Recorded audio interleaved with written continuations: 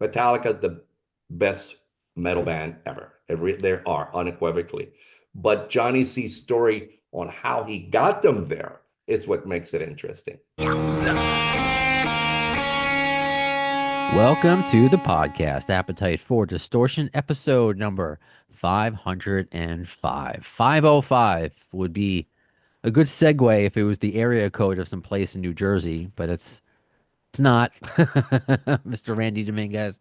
But well, that'll be my awkward segue into just welcoming you to the show, executive producer of a great new documentary, The Jersey Sound, the musicians who called New Jersey home. So just welcome to the podcast, sir. Brandon, thank you so much for having me on. It's a pleasure, especially for someone who's a Guns N' Roses aficionado. And I talk about New Jersey often, even though I'm currently in Forest Hills, Queens, and raised on Long Island. I've been to many shows in New Jersey, and currently too, because GNR, their reformation, or at least three-fifths. We don't need to go down that road and be all nerdy with the rest of the fans, Mhm. but they are playing stadiums. So the stadium really around here, air quote, is MetLife Stadium. So I go Right. to MetLife Stadium all the time. And what was the Meadowlands and Giant Stadium, I've been going there my entire life, being from whether it's wherever in New York and Long Island is going to New Jersey. One of my favorite concert experiences ever, was at Starland Ballroom, where I got to see Velvet Revolver. I think it might have been my one and only time there. Just it's in the middle of nowhere, and Mhm. I got to meet Slash and Duff going into the building, which would never happen anywhere else.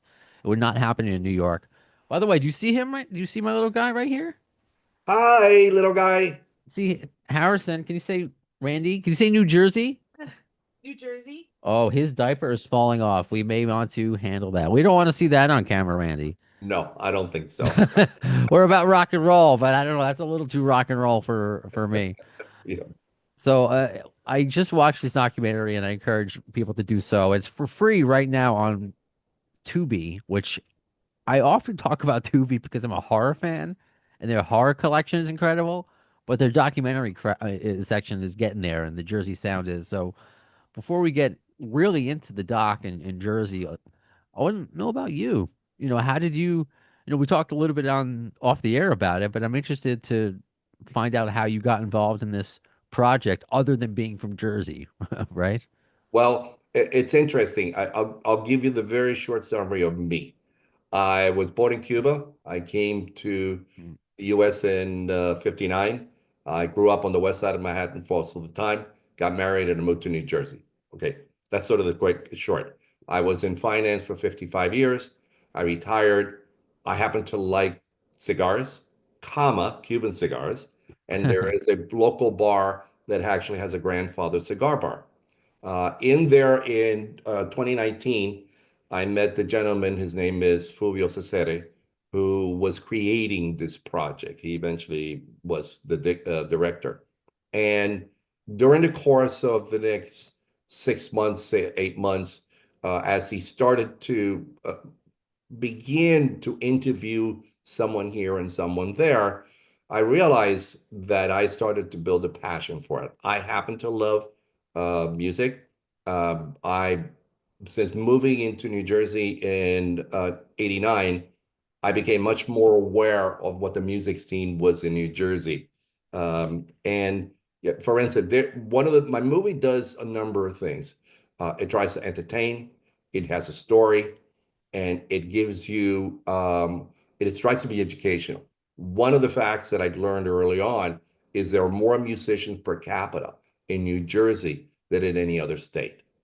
That in this that I think it might be mentioned briefly in the movie, but more importantly, through my connection with Fulvio, I started to understand that the breadth and scope of the music that was generated out in New Jersey was much bigger than any other region. And I'll give you an example. Uh, uh, Detroit is known for the Motown sound. Sure. Chicago for blues. Hmm. Philadelphia has its own sound. Seattle, so on and so forth. Hmm. But New Jersey is the only one state that actually isn't a city. It's a state, and it transitions or has transitioned all genres and all time periods, so that you can find any type of genre in New Jersey. You've seen crossovers artists. The first crossovers artist was Eddie Rabbit, who went from sort of pop to pop country and western, and who really made a name for himself. And then he moved down to Nashville. There are so many wonderful stories about people, individual musicians that people may or may not be fully aware. Al Di Meola is has one of the best stories in the movie, and he's a guitarist, an incredible guitarist. There are, and that comes across in the way that he really relates the story. So in interacting with Fulvio and getting to know him, I realized that where he had the entertainment experience, I had the finance experience. So we decided to collaborate and form a partnership to eventually come out with a documentary series. This is the first episode, hopefully, of more to come. But Okay. we needed to um, come up with something first, because of the fact there are time constraints and there's financing that had to be involved. And on a collaboration of my team, it wasn't one individual of the team, we came up with this concept of, this is a love letter to New Jersey. It's a story that I think resonates well. And again, it's educational. So for me, I think, by the way, if I may mention, if someone has a difficult time finding it, they can go to my website, www.thejerseysound.com. And there is a link on the website that will direct you to, I believe it's Tubi, and you can watch it for free. It's also on YouTube and Amazon. Oh, a little side note. We're in the process of negotiating with YouTube Russia. The movie is currently trying to be dubbed into Russian. So that should be Okay. an interesting experience, to say the least. So With the Jersey accent for Russian, like how do you do yeah. that? Well, they apparently that with AI, the technology is such that Yeah. they can come up with not just the conversion from English to Russian, but also the mannerisms or the Wow. particular aspects of an individual's voice. So it tries to keep it as original as possible. So that should be an interesting outcome. And there are a number of other avenues that we're currently looking to finish up negotiating on. But back to your question, it is what I realized, the true nature of the history of music in New Jersey, that I felt was an important story to tell.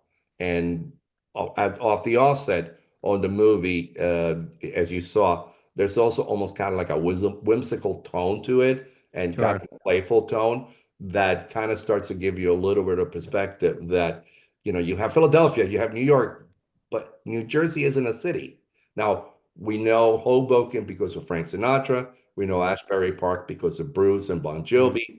But there are so many other great musicians, and there's so many other towns that really contributed to, I think, the whole storyline.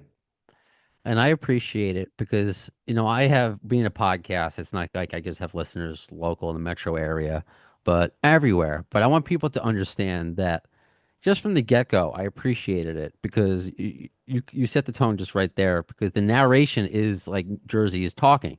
You're Mhm. hearing it. It's not just like you're hearing Morgan Freeman or someone talking about New Jersey.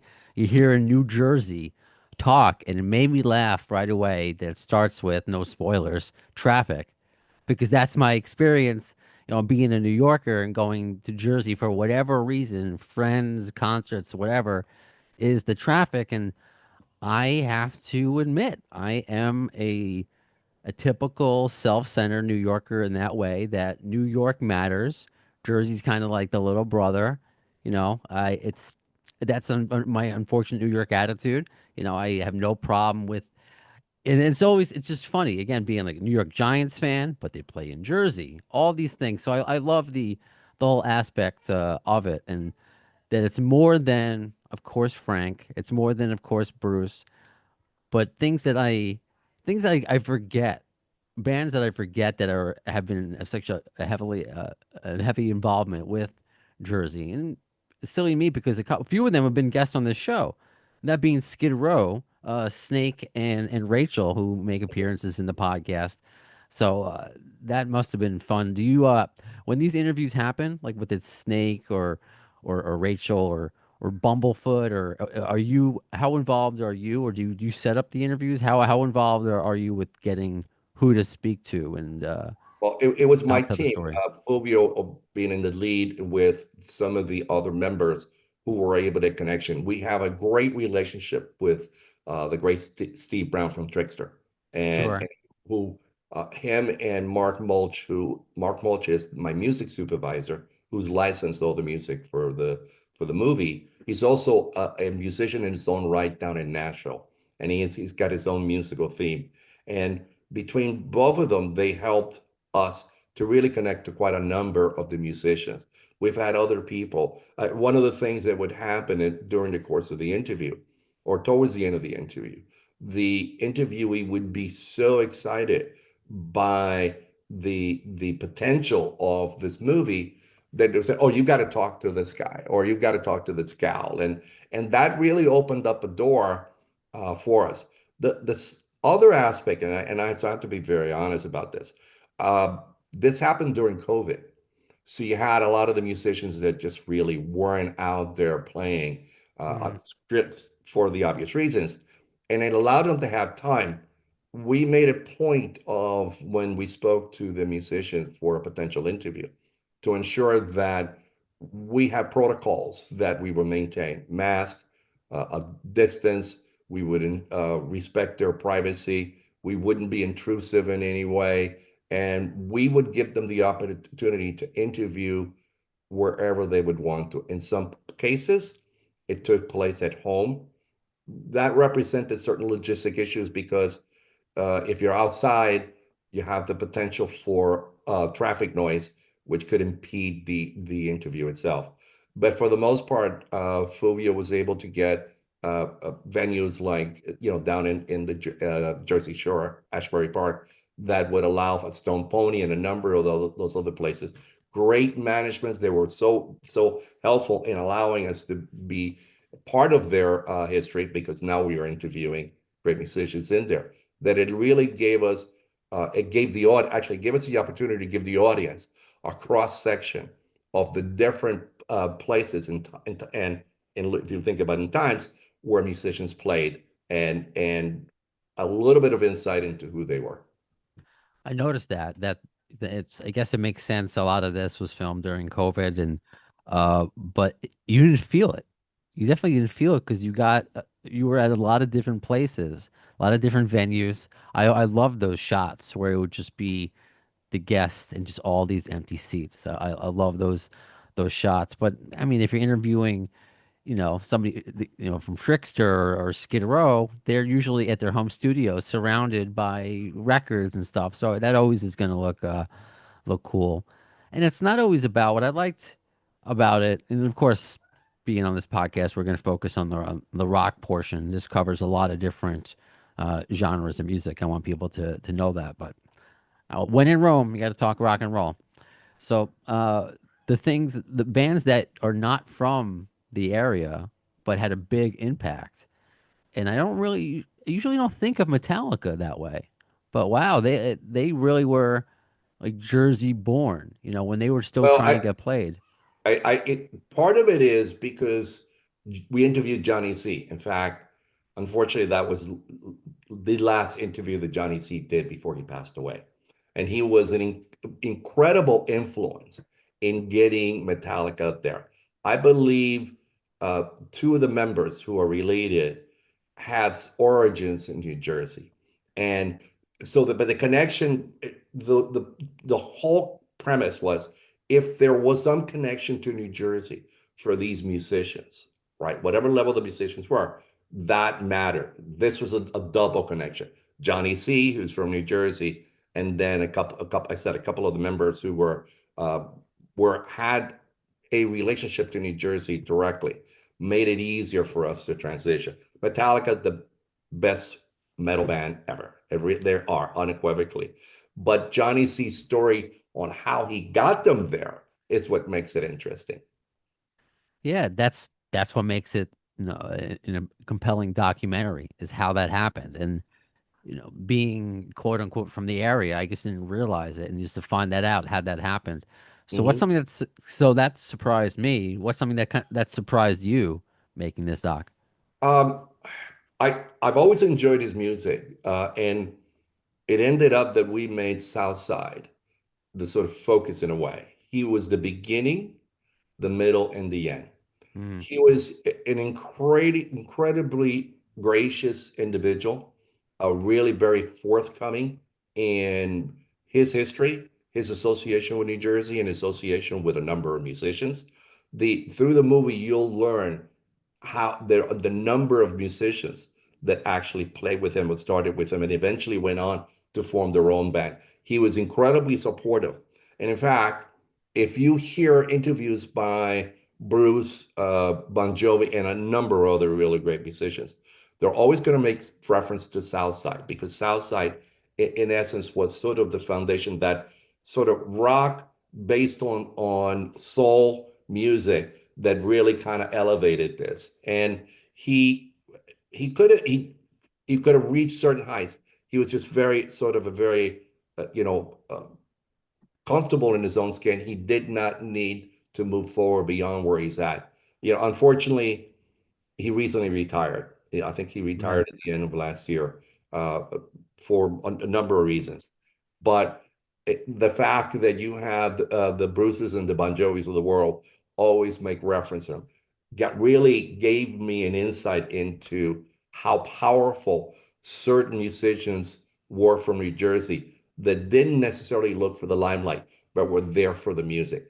To me, he is that purist, that individual that really resonates is to the idea and the concept in New Jersey.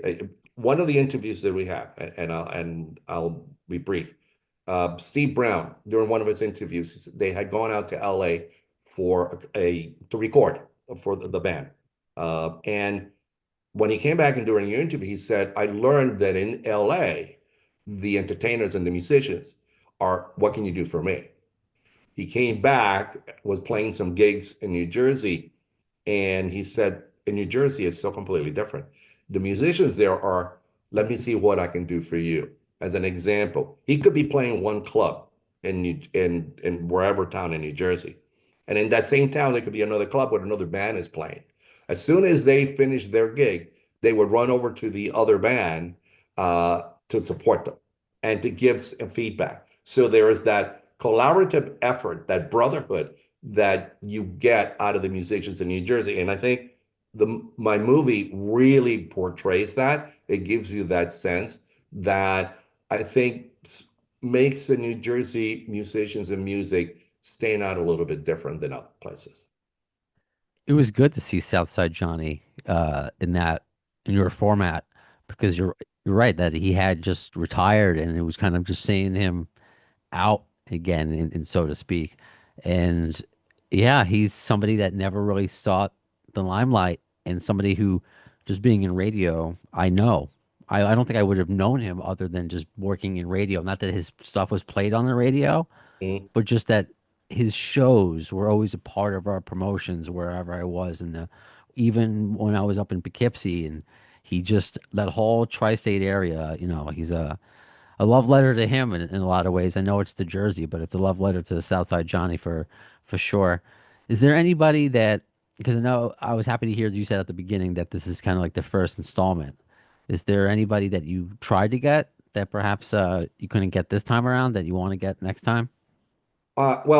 Clearly, we made an attempt to get Bruce and Bon Jovi. What we did, and we didn't have success, but what we knew at the time, or no, we didn't know at the time, was that they were working on their own documentaries. So, in retrospect, it made sense. But we got no pushback in using some of the photos and some clips we were able to manage to be able to really incorporate them into the movie or this particular episode, because I think that was important. We needed to make an impact. But the other thing, and they have said this themselves, They are not the Jersey sound. They are part of the Jersey sound. Bruce and Bon Jovi are very sort of differential. It's not about them. It's about the listener. It's about the people in New Jersey or worldwide who are listening to their music. They don't think of themselves as the stars. They think of the audience as the star, and it portrays really quite a bit in a lot of the interviews and follow up concerts that I have seen. That really comes across well, and I think that's part of the love affair that the fans have with some of these musicians, because there is that connection between them. It's not just they're on stage, they play, thank you very much, bang bang, now we're moving somewhere else. There is that relationship that I think they fostered over time that really resonates and gives them that particular unique uh, sound and relationship that helps them. I think it helps to elevate them in their hearts to make even better music. Again, you had a lot of people. I know you said you didn't even notice. No, I know a lot of it was about Bruce and John Bon Jovi, but you didn't even notice because you're getting JJ French, you're getting Chris Jericho, you're getting and obviously they're all part of the story. Again, if this was just a Bruce John Bon Jovi documentary, I don't know if I would be very excited about that. This was so much, and again, I'm only here focusing on the rock portion of it. There's so much. Like, what are the other types of music But that we we are we covered? tried to incorporate jazz, blues. We had a difficulty only is because we didn't have the direct connections to try to bring in the Latin influence. And there's a part of the movie that also tries to bring in the R&B, the soulful sound.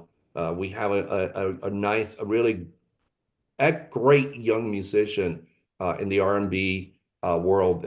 He's starting a whole new kind of genre.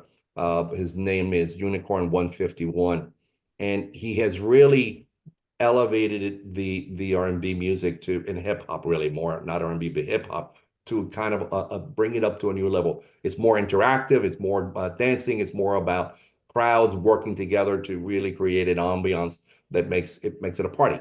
And him and his fellow interviewees, Unicorn and sorry, Unicorn 151 plus Unique 3, and I think its name is FD Lang. There's a couple of segments that we have them in because they were just so animated, and it really represented hip hop and how it's moved forward from that gangster rap that we started with way back, in this, I think it was the 70s, to network or 80s, and now where we're at now, which is a much more sophisticated sound. But they still maintain the uniqueness of that interaction with the crowd. Again, there is that individual with the crowd and how they can bring them in. There were so many other people. Queen Latifah. Oh my God, I can go down to a list of individuals who, to scheduling and timing, we couldn't get. We would love to do more of that because all we did was give you a taste. We haven't had an opportunity to give you the full picture. What we do, and I think that we were able to accomplish, is give you what the real story, what the heart of the story is. And I said we start off by saying this is a love letter to New Jersey. It's really trying to explain to the world that there is a uniqueness in New Jersey, just as there's a uniqueness in New York and in Philadelphia. We never try to take anything away from them because in their own right, they have such great musical histories. But New Jersey is different only in the fact that it's not a city. It's the entire state, literally throughout, that you can really come up with stories about individuals and their bands. It's something, again, it's a stone's throw away for me, yet at the same time, we already spoke about the traffic, but it was great to learn so much. And if I may make a producer suggestion for next time, with the obvious, Guns N' Roses playing 1988 Giant Stadium with Deep Purple, Aerosmith, filmed for Paradise City. The video, I mean, that's history right there. So I don't know. We got to get some. some Guns N' Roses history into the Jersey Sound Part Two, Electric Boogaloo, or whatever you want to refer to it as. I would love to do that. We're in the sort of concept planning stages, trying to do, for the moment, my priority obviously has to do with the promoting and marketing of this. The more people that come in and watch us, the Jersey Sound, the better it's going to be for not just for the brand, but for us to get other promoters to say, hey, let's see more of that. Give us an opportunity to bring and highlight some more of the individuals who were part of New Jersey history that people just may not necessarily associate with that. But it isn't, I don't think that New Jersey musicians look at it necessarily as, hey, we're New Jersey, we're different with it. We're New Jersey. We help to move the music world and make it more worldwide. As I mentioned, I gave you Eddie Rabbit as an example. It expands it. Jersey is sort of maybe where they might have started, but they move and go worldwide. And that's really what the thing is. They want to get their music out there, and allow it to expand and continue to grow, which is what I think is the beauty of it. It is the beauty of it. Randy Dominguez, the Jersey Sound, the musicians who call New Jersey home, executive producer of that. Just thanks for your time, and I hope we get to do this again. Brandon, it's been an absolute pleasure. Thank you so much for your time. And you have another, I wish we would have been able to have time to have your beautiful little child join us, because if not, he would have been quite a character. He was just I pulled just breaking down all the fourth walls. I pulled my fader down because he was getting a bath.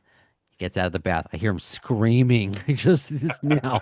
Well, now he's happy. He's all dressed, has his diaper on, because he has long hair. He got it all combed, all the knots out. So now he's running around playing with Legos. So next All time, right, excellent, Brandon. Listen, thank you again for your time. I'm very much appreciated. you got it. So that All does right. it for this episode of Appetite for Distortion. When will we see the next one? In the words of Axl Rose concerning Chinese democracy, I don't know if soon is the word, but you'll see it.